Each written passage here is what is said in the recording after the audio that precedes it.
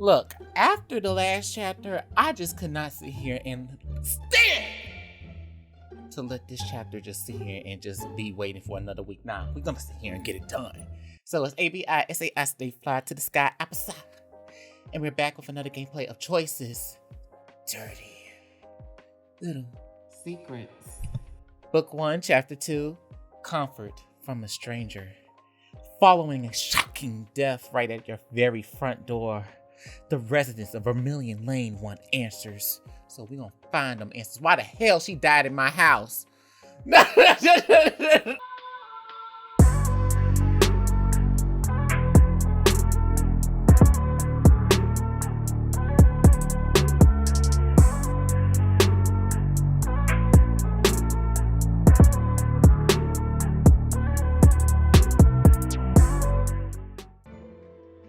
A few hours have passed since Valerie collapsed in your home.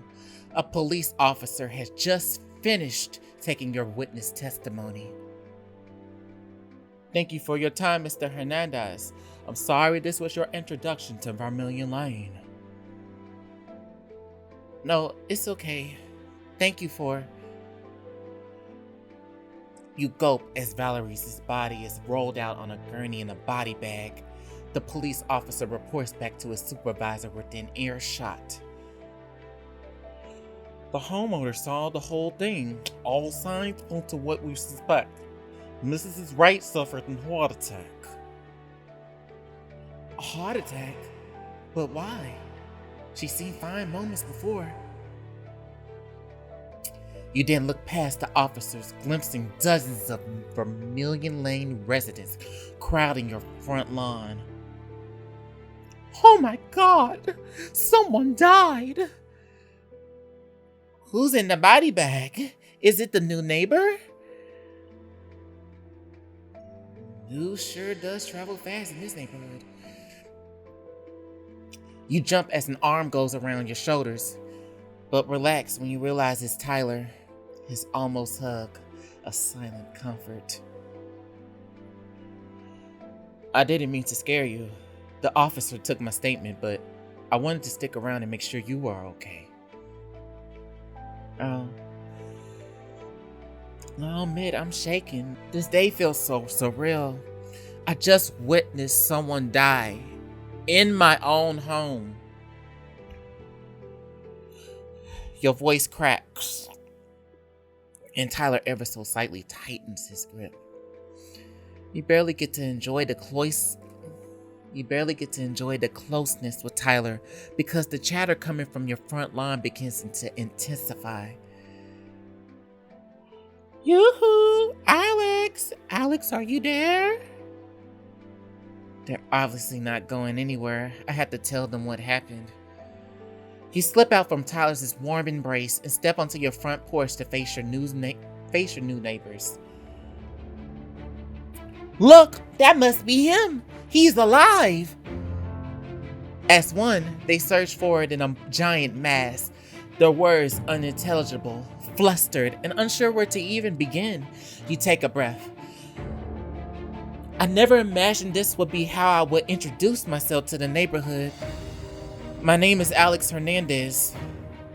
I know you all want answers about Valerie. Valerie, right? Are you saying Mrs. HOA is the one who died? That doesn't make any sense. Why did Valerie Wright drop dead in your house? It was a heart attack. That's what the police said. Heart attack? But how? Valerie was healthy. She jogged the neighborhood every morning. Well, sometimes some things happen. I just don't know. I don't know. I'm sorry. I can't take any more of this. The crowd pivots as one to face Sadie, who absolutely soaks in the limelight as the neighborhood's attention shifts to her. My fellow Vermilion Lane residents, I mourn alongside you for this terrible, terrible loss. But if you want to know what happened, Alex isn't the one to turn to. He knew Valerie for all of 6 minutes. Sadie fiends getting choked up and wipes away an imaginary tear. I, on the other hand, really knew Valerie. We arrived at Alex's home together in an HOA welcome tradition we practiced for years. When she clutched her chest in Alex's outdated foyer, oh, the whole thing was just devastating. But let's be honest, you all should have seen Valerie's death coming. The crowd erupts in a collective audible gasp, then breaks into smaller groups to gossip furiously. Are you thinking what I'm thinking? That there's no way it was a heart attack. I'm way ahead of you. It could have been, well, you know. Could it? This neighborhood seems to know everything about each other. I bet they could shed more light on what everyone really thought of Valerie around here. Hear about Valerie's reputation? I mean, she died in my home. So,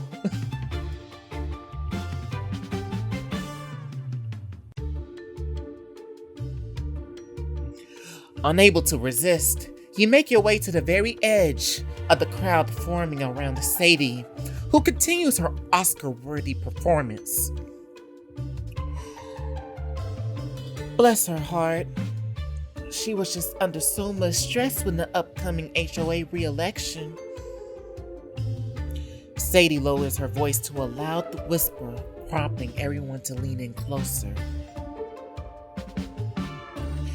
You didn't hear this from me, but Valerie was worried she was going to lose her seat. At her age, who can blame her? At her age, Valerie couldn't have been a day over 45, 50 tops. Yeah, I don't know what's going on out there. Two other neighbors snicker behind you, and you tilt to your ear in their direction. Valerie would die a second time if she knew Sadie was talking about her age. I'm almost glad we don't have to be around their fake friendship anymore. You've grown frustrated. You can't split your attention between Sadie and these snickering neighbors. I should sneak closer to Sadie. They know more tea. Clearly, they know more tea, so I'm gonna listen to you in on them. You inch closer to the loose-lipped twins. Loose-lipped. You know, loose. Them lips are flapping around. It's like beef jerky just waving in the wind.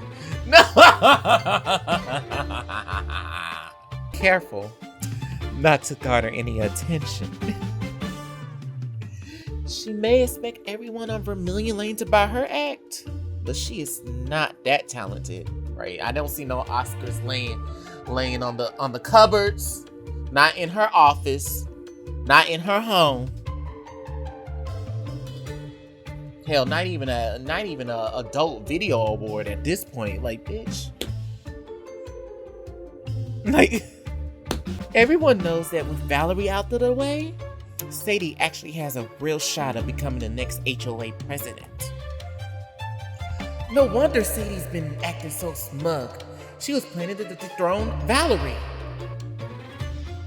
You make your way to another section of the crowd, perking your ears when you find a married couple deep in deep conversation. Isn't Valerie's death just terrible? Tragic, really? I could never imagine speaking ill of the deceased. That's what those upstreet women do. Gossip, gossip, gossip.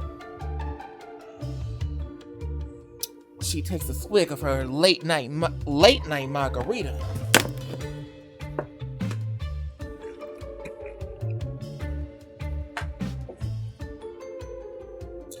And you laugh to yourself. A little late night truth serum. Something tells me it won't take much to get this one to keep spilling. Yeah, spill all of it. Let the cup overflow. I carry the tea. The woman's husband throws up his hands, his voice rising with frustration. Now that she's gone, can we finally tell everyone that Valerie never even paid her contractor? That woman was cheap as hell. His wife slaps him on the shoulder as if to hush him up. But the damage is done. And you sure this guy has more to divulge? I gotta sweeten him up. Yeah. You clear your throat and approach the man, matching his annoyed tone. Why is it always the rich who skip out on their bills? Tell me about it. My company remodeled her kitchen 2 years ago and we still haven't seen a red cent. I wonder who else the beloved HOA president hasn't paid. As you process the latest piece of intel, you notice a couple of flustered people in domestic uniforms forcefully pushing their way through the crowd. Is the news true? Is Mrs. Wright dead? As a doornail, you prepare yourself for more shock, but instead, the expressions on their faces switch from confused to pure elation. I told you her comeuppance was on the horizon. I say we break out the champagne tonight, the good stuff she never let us get our hands on. Okay, I'm officially living in the Twilight Zone. A woman is dead and they're talking about popping bottles.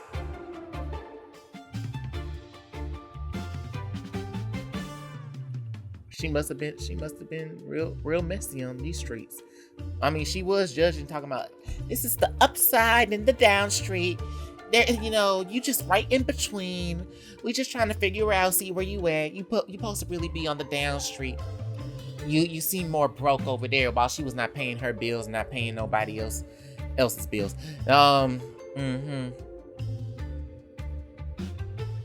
You can't throw stones while you have a glass house. That's the saying. Yes.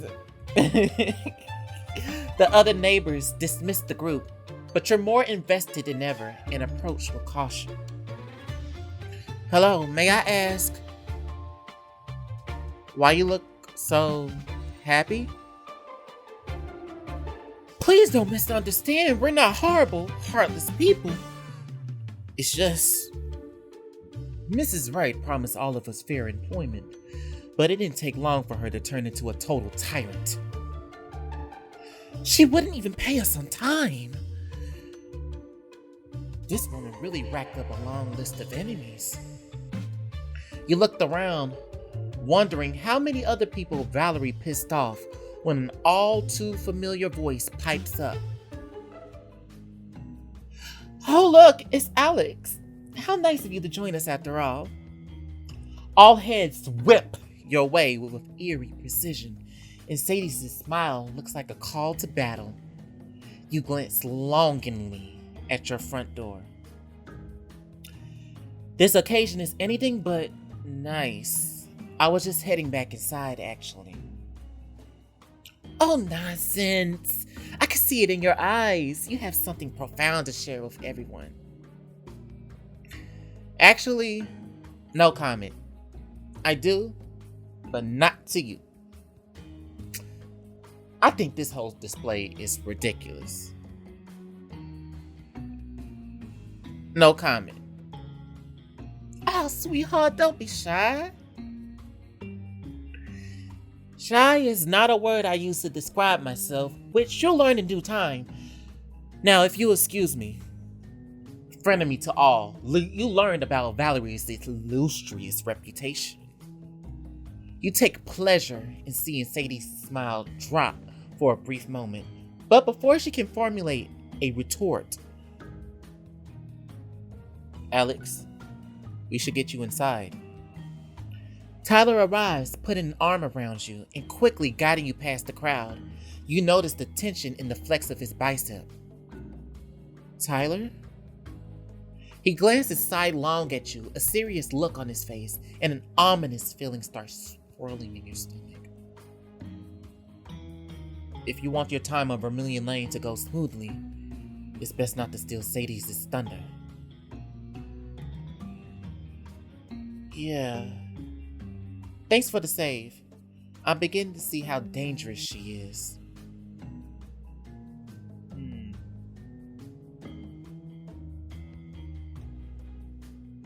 Honestly, I'm beginning to see how dangerous. I mean, I already seen it from the jump. Like y'all just they was just messy.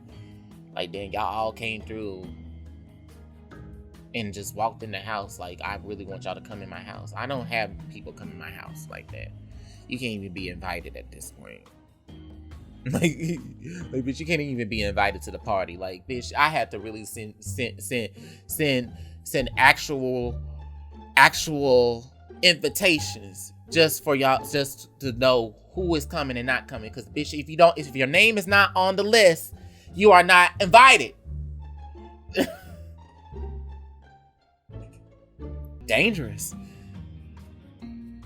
I just mean, she doesn't exactly play nice when it comes to, well, anything. Tyler lets out a soft laugh, and you realize that he's steering you away from your house. Wait, where are you taking me? I thought I'd bring you over to my house.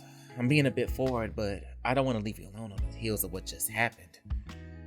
He glances over his shoulder, pulling you a little closer to his side as he eyes the neighbors still on your lawn across the street. Especially with a pack of rabid dogs barking at your doorstep. Your place? I couldn't impose. I mean, you already been in my house at this point. You already heard my floors creaking. You already saw that I needed my pipes cleaned, so I'm just like, okay. Yeah, I'll come over, but I don't want to impose though. This may not be the best time. I don't want your daughter feeling awkward in any way. Don't worry, Don't worry, she's out with friends. We'll have the whole place to ourselves. That sounds intimate. Tyler slips his hand into yours. The rough texture of his callus is surprisingly alluring as he leads you to his porch. Come on in. I think I know exactly what you need.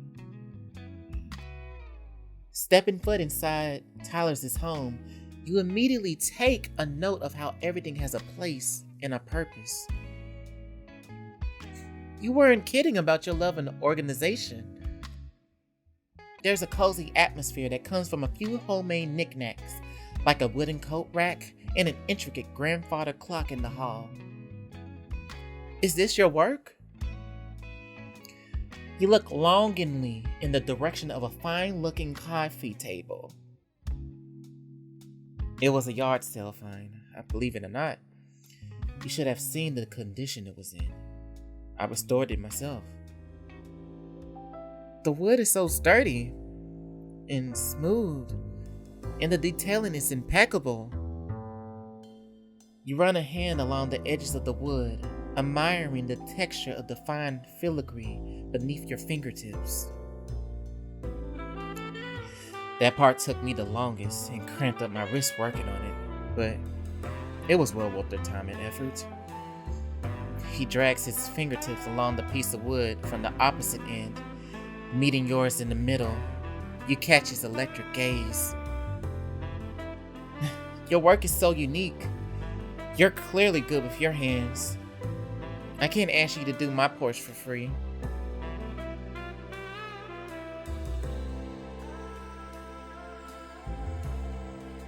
You're so skilled, it'll be a crime not to pay you. I don't want your money. The fact that you appreciate my talent is all that matters. Plus, I wouldn't say no to more of your company. Yeah. I know my look. I know I got great everything at this point, but you love my company though. That's like, yes.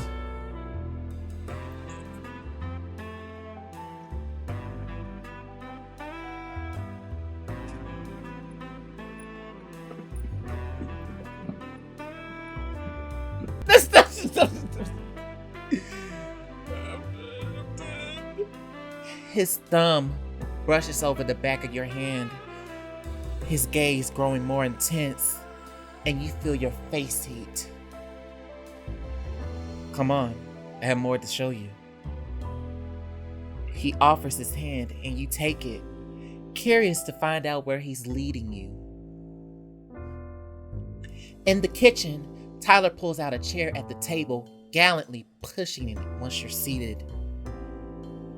Okay, my curiosity is piqued.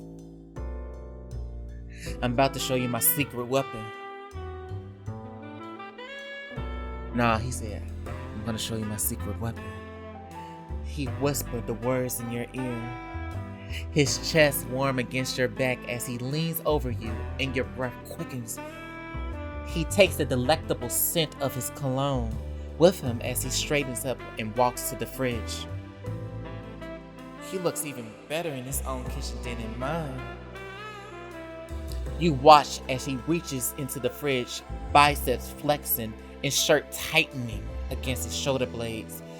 Your eyes trail to his shapely rear. I hope you're thirsty. He meets your eyes over his shoulder and you go. Parched. Tyler straightens up with a pitcher, then grabs 2 glasses and fills them with ice and the liquid.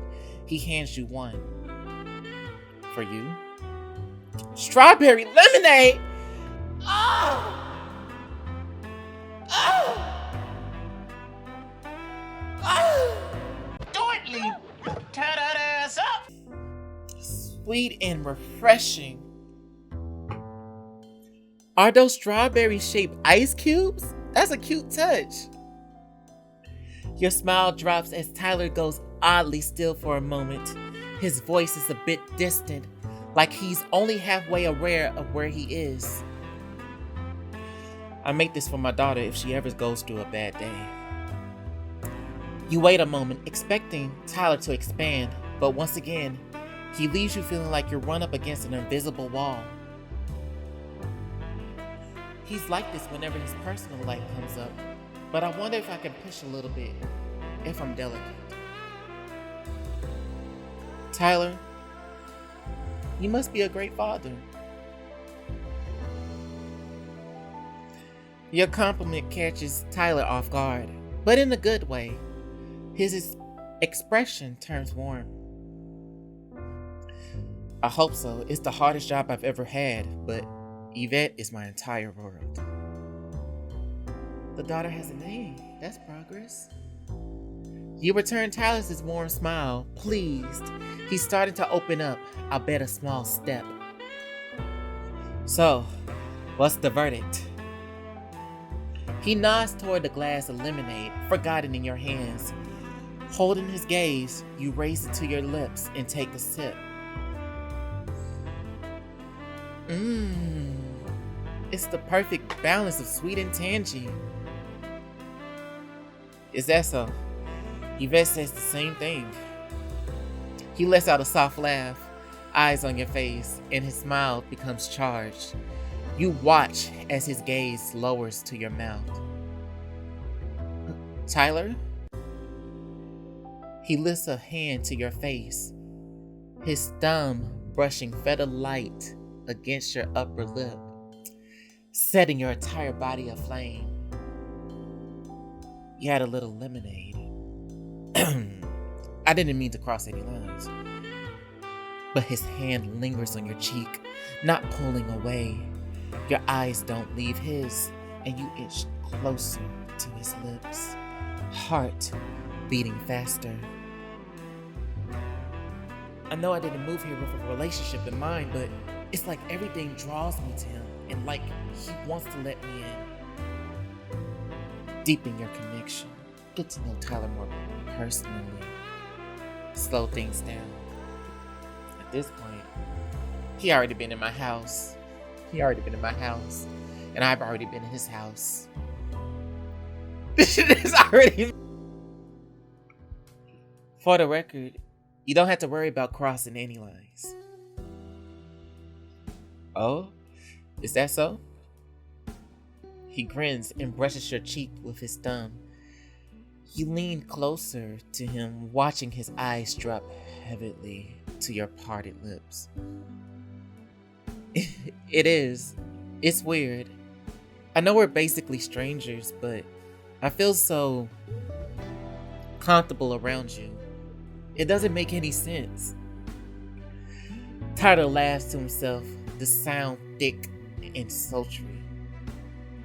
What's so funny?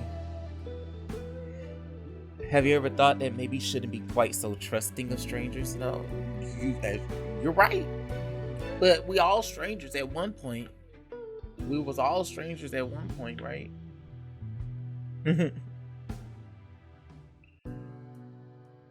Interesting point. But the rule doesn't apply to you. Should I not trust you? Right. Do you have some underlying motive to get close to me? Right. Right. Right. He hums thoughtfully, his calloused hand tantalizingly warm against your cheek. I don't know about underlying motives, but my thoughts about you definitely aren't all pure. A tingle runs through your body as his fingers stroke down your cheek before resting on your neck. I'm glad we're on the same page. Indeed. You feel a moment of disappointment when his hand leaves your face, only to flush as he gently places it over your hand on the table. Why don't we take this conversation outside? I think both of us could use some air. Yeah, air would be good. You grab your lemonade and follow Tyler out into his backyard, settling down into one of his Adirondack chairs, hands brushing all the while. You look over at him, moonlight playing across his features, and smile, the fresh air doing nothing to dispel the way his nearness makes your head spin. You know, we don't have to be strangers any longer. That sounds like an invitation to ask more about him. But he always closes off when I ask about his personal life. I don't want to push him away. Unless you rather we didn't get to know each other any better. His thumb strokes yours, breaking you out of your thoughts and silence. His grin is still inviting, and you feel encouraged. He's relaxed when he talks about Yvette. Maybe he'll open up if I ask more about her. I'm curious.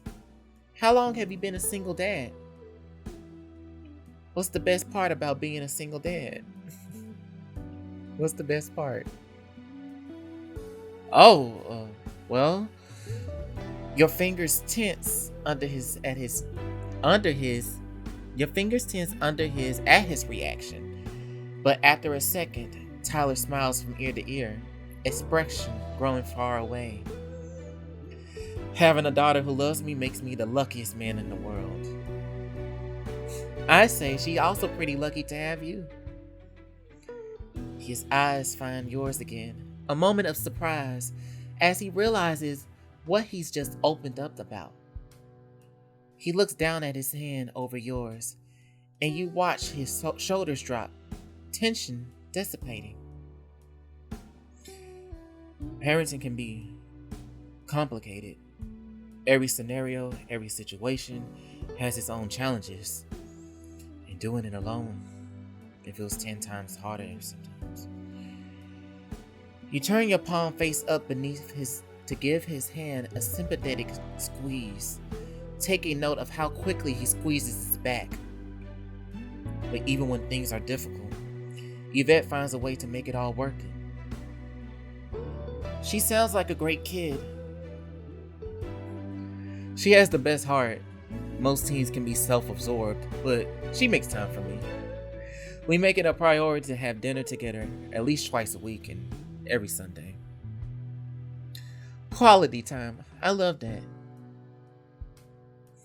Tyler chuckles, eyes sparkling fondly, and your heart skips a beat at this nurturing, parental side of his that you're nearly glimpsing. She doesn't complain about doing her chores. She even made me breakfast in bed the other morning. Though, I think she may have been buttering me up so I let her go to a concert. She know pancakes are the way to my heart. Not pancakes. Do you like pancakes? Yeah, we like pancakes.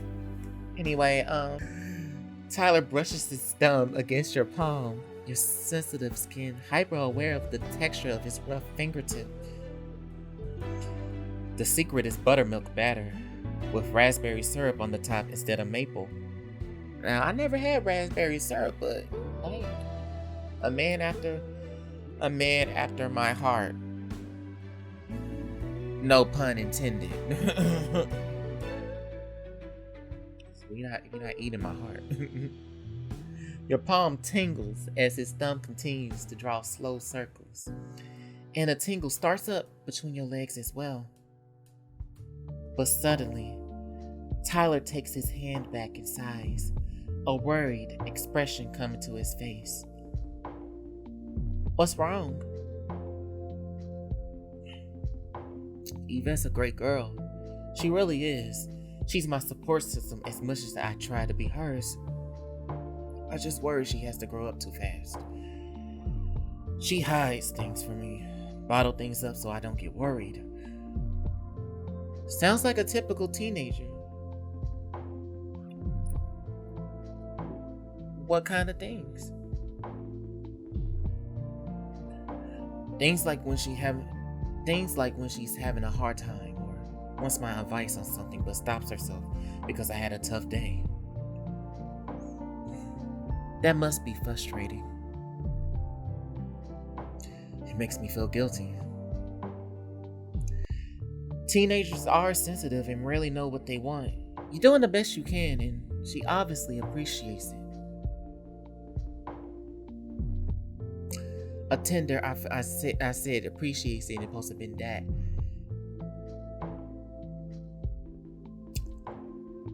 A tender smile returns to Tyler's face, and somehow it flusters you just as much as his sultry ones. What's to look for? It's nice having someone to talk about this. Thank you for listening and for sharing your thoughts. I get the sense you don't open up very often. Certainly not to anyone on Vermilion Lane. I don't have anyone I trust here. His eyes stray to the small section of the street visible from the yard, only to return to yours with intensity. I take being Yvette's father very seriously.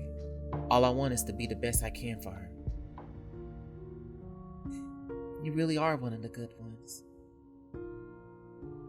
He hadn't meant to say it out loud, but seeing his drive, his determination, your attraction.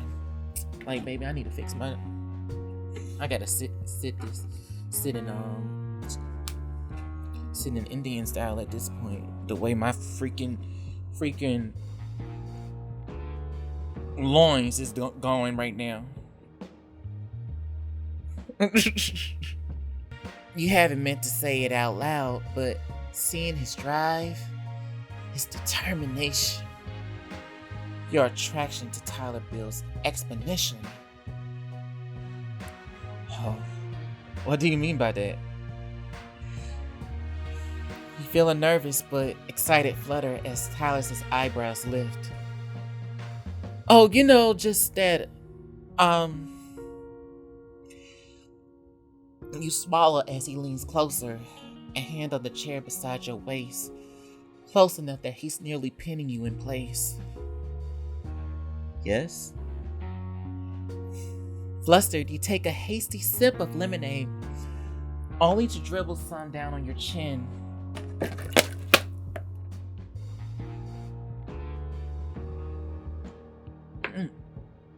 No.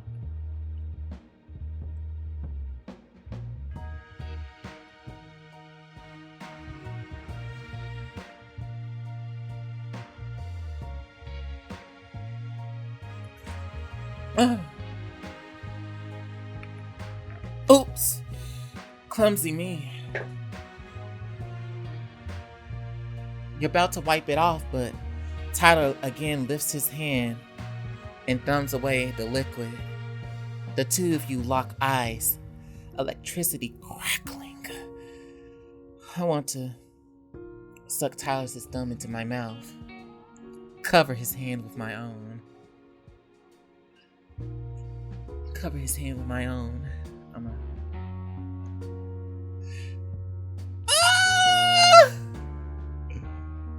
Wearing a mischievous grin, you take his thumb and into your mouth and seductively suck, surprising even yourself with the bold move.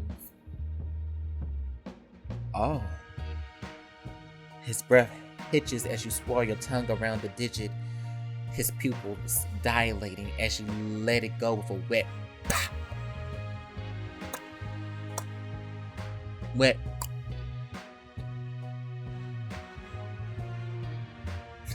Do you have any idea what you're doing to me? Is it anything like what you're doing to me? Tyler places his other hand on your chair's armrest, his arms now on either side of you. Your pulse quickens. You make me so torn, Alex. Being a good dad is my biggest priority, but when someone like you comes along... Go on. Being good is the last thing on my mind right now. You swallow a breath as naughty thoughts begin to flood your imagination of Tyler ravishing you out here for anyone on the street to see. Damn. I was just trying to get a room with which I dare no others. But hey, y'all can all watch. I don't give a shit.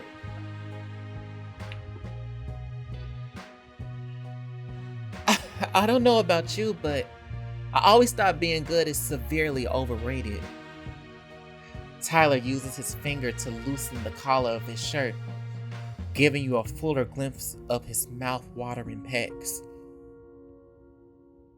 Did it suddenly get warmer out here, or is it just me? You grab your glass of lemonade and lift it up to Tyler's lips. Maybe this will help cool off. He smirks and takes a sip, all while his eyes are fixated on yours. You glance at his full lips, the way they caress the glass rim. As you move the glass away, you notice he has a small piece of strawberry on the corner of his mouth. Looks like it's my turn. I'll get the strawberry with my tongue. You can't resist his magnetic pull as you lean in, flicking the tip of your tongue against his lip, catching the strawberry. Delicious. That's my line. Delicious distraction. You deepen your chemistry with Tyler. A wave of electricity tingles through you as your breath catches. It's as if some outside force is bringing the two of you together. Tyler, I want this. Your breathing grows heavy as the two of you lean in, ready to push past the boundaries of mere flirtation. Suddenly, you hear the front door bang open from inside the house and you and Tyler leap apart. Dad, I'm home! Tyler springs to his feet and rushes inside, keeping a noticeable distance between you, the sizzling tension of moments earlier evaporating. So he obviously isn't ready for his kid to see him with another man. Understandable. I mean, you can't be having everybody, if they really gonna be in their life, they're gonna be in life, right? That's all. I get it. Yvette trudges into the kitchen with a grocery bag, dropping it on the counter and turning with a grin. Girls' night got cut short, so I thought I cooked dinner. Oh, you're not alone. Her gaze lands on you before darting back and forth between you and her dad. You try to break the tension before it gets any more fraught. Hi, I'm your new neighbor from across the street, Alex Hernandez. Yvette doesn't smile back, her eyes narrowing in sullen assessment. When she speaks again, she looks as closed off as Tyler. You look too young for even the cougars of Vermilion Lane. It sounds like an invitation to impress her. And with Tyler watching, you really want to impress the light of his life. I sure am. Less catty too. I met some of the more overzealous and busty neighbors. Compared to them, I'm totally harmless. Okay? Sounds like you met the Real Housewives wannabe Sadie Hotchmitch. Then Yvette's eyes goes to your glass of lemonade, and any feeling of camaraderie you've been forming flies out the window. Dad, you made him my special lemonade? Yvette's jealousy hurt are palatable. You hold your breath in your tongue, glancing nervously at Tyler. Sweetheart, don't be dramatic. It's my lemonade. I'm the one who makes it. You let out your breath as the awkwardness diffuses. Somehow, Yvette's pouting is just what Tyler needed to lower his walls back down. Dad! Yvette! Alex here needed a bit of a pick-me-up, so I made him a glass. There's plenty left if you want one. He pours Yvette one, and she takes a grumpy sip.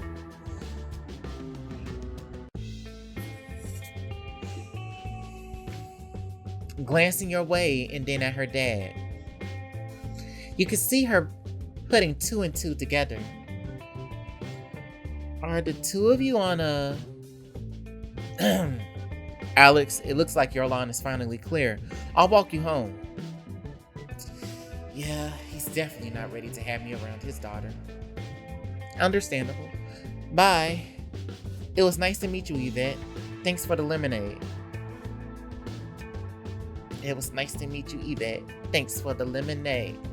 Thanks for the lemonade. Sure. Okay then. You and Tyler reach your front porch in silence. The glow of the porch light accentuates his attractive features. Thanks for walking me home.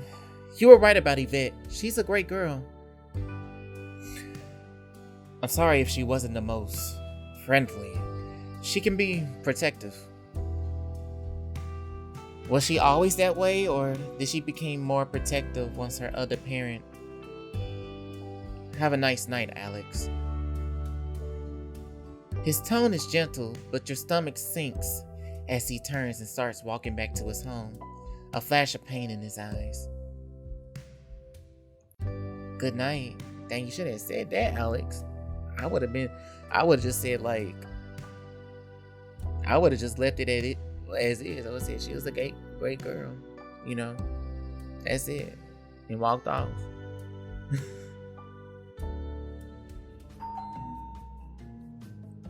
But I ain't Alex, right? You curled up on the sofa layer, trying to make sense of everything that's happened in the past several hours, when the doorbell rings. Tyler. You rush to fling the door open, only to find your new frenemy, Sadie, wearing a big smile. Greetings, neighbor. I wanted to formally invite you to the annual Vermilion Lane 4th of July potluck. You want me to be there? Of course. It wouldn't be a party without our newest resident. We plan to extend the invite during our welcome duties. Sadly, Valerie's incident took precedence. Incident, huh? You seem to be enjoying the limelight. I don't even care. Do you even care about Valerie? I'm not quite sure I understand what you're accusing me of. Your friend is dead and you're more worried about a potluck. Sadie's nostrils flare. And though she keeps smiling, it has a light. She's like it's like that. Like, look. If you saw somebody looking like this on a like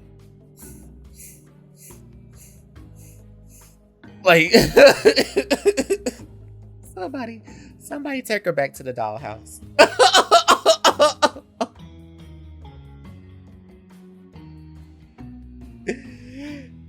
It has a knife-like edge quality.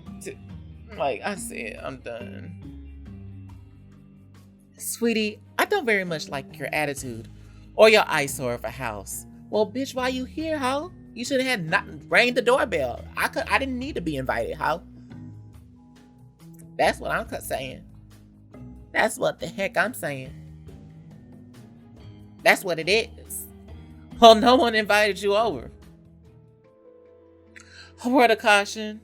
You're not going to last long in this neighborhood. And don't think cozying up to Tyler will change anything.